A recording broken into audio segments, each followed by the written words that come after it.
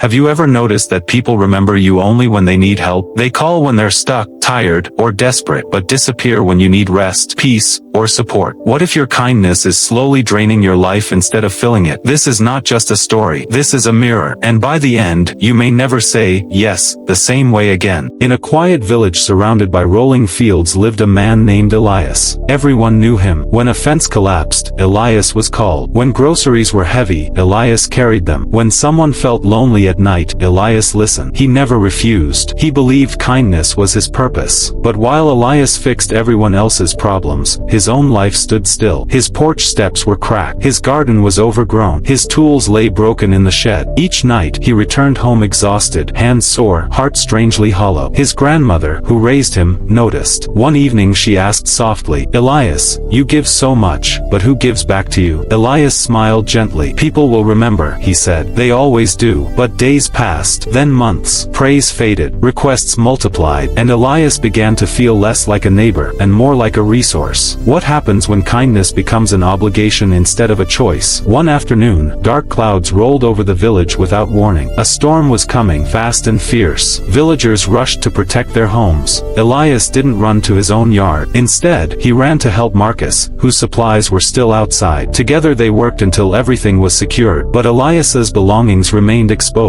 When the storm finally struck, rain tore through the village. By the time Elias reached home, his wooden benches were soaked, his plants destroyed, his tools ruined. He sat silently on the steps, rain dripping from his hair. His grandmother placed a blanket over his shoulders and whispered, "Tonight, you saved everyone's shelter, except your own."